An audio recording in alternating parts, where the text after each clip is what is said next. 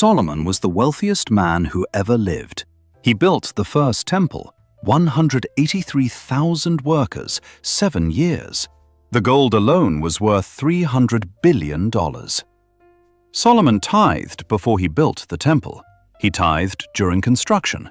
He tithed after completion. Tithing was the beginning of his financial instruction, not the end of it. If you have ever wondered why you are faithfully giving 10% every week and your finances have not fundamentally changed, this video is the answer. Only 5% of churchgoers tithe regularly. The average Christian gives 2.5%, not 10%.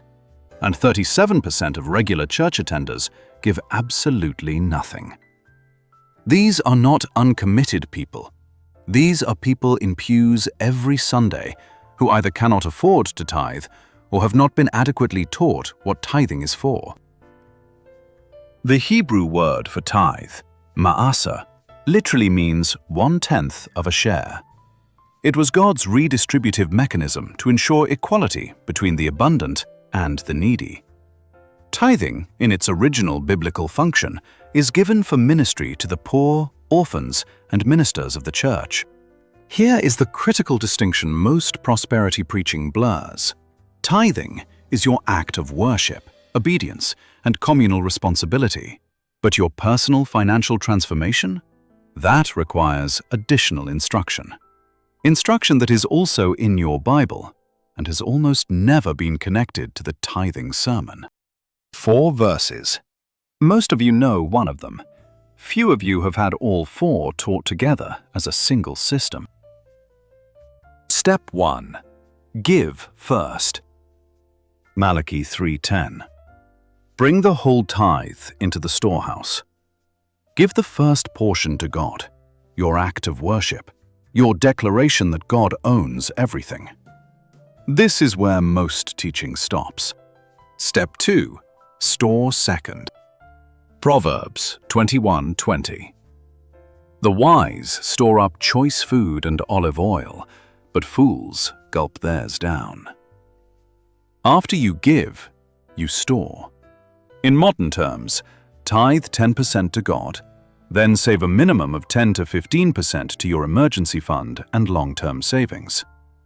This second step is completely absent from most tithing sermons. Notice, Malachi 3:10 promises to pour out blessing that there will not be room enough to store it. You must have a storehouse. You cannot store what you have not built capacity to hold. A person with no savings account, no investment account, no financial margin, has no storehouse. The blessing has nowhere to land. Step 3. Invest third. Matthew 25, the parable of the talents. Jesus told this story. 3 servants, 3 allocations. The servants who invested doubled their money. The servant who buried his talent for safety had it taken away. The master's response, "You wicked, lazy servant." Not wicked because he spent it, wicked because he buried it, did nothing with it. Then, the line nobody preaches, "You should have at least put my money in the bank to earn interest." The Bible endorses compound interest on invested capital. God's minimum expectation is growth, not preservation. Same believer, same income, same tithe. The only difference? Applying step 3. Investing 15% of a $60,000 income over 30 years at 8% produces $1.02 million. The window of heaven does not pour blessing into an empty barrel. It pours into the barrel the faithful servant built. Solomon wrote Ecclesiastes 11:2. Invest in 7 ventures, yes, in 8. You do not know what disaster may come. The instruction to diversify is 3,000 years old. Step 4. Build forth. Proverbs 31:18. She sees that her trading is profitable and her lamp does not go out at night. This is not poetry about domestic virtue. This is a businesswoman who monitors her margins and commits to extended work hours to build something profitable. Read Proverbs 31 in its entirety. She evaluates land before buying, due diligence, plants vineyards with earnings, reinvestment, produces garments and sells them, product creation, supplies the merchants, B2B commerce, gives to the poor, tithing, is not afraid of the future, emergency fund. She is a tither and an investor and an entrepreneur and a giver, all simultaneously. That is the complete model. The average income of a tither is 30% higher than a non-tither. 80% carry no credit card debt.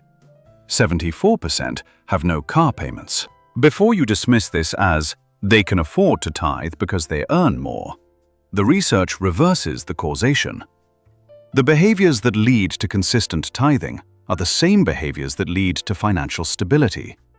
Discipline, delayed gratification, living below your means. The person who has the discipline to give 10% before they feel comfortable is the same person who saves before spending. The behaviors share the same root. Implementation, not inspiration. Rung 1. The tithe. Give the first 10% off the top to God through your local church, before any bill, before any move. Malachi 3:10. If you are not tithing, begin here. Not at the other rungs, here. Rung 2. Build the storehouse. Open a separate savings account. Name it Storehouse. Target $1,000 starter emergency fund. Then 3 months of expenses. Then 6 months. Proverbs 21:20. Until your storehouse exists, one unexpected expense destroys your tithe momentum, your investment momentum, and your peace. Rung 3. Invest. Open your 401k. If your employer matches, this is not optional. Free money is God's provision through a mechanism. Then open a Roth IRA. Automate monthly contributions into a low-cost S&P 500 index fund. Matthew 25 minimum expectation. Your money earns interest. Rung 4. Build income capacity. Identify one marketable skill that could produce income beyond your primary employment.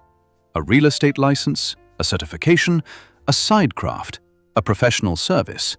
Something the Proverbs 31 woman would recognize as profitable trading. You do not need a business plan today. You need one skill and the discipline to develop it.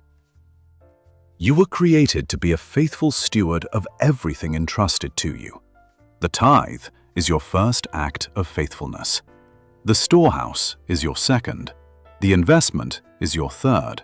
The building of income capacity is your fourth.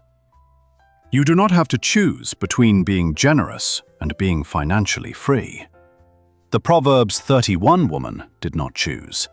The servant with 5 talents did not choose. Solomon did not choose. That is a financial compliment as much as a spiritual one. Be found faithful, not just in your tithe, in all 4 rungs. Subscribe to Solomon's Portfolio. I will see you in the next lesson.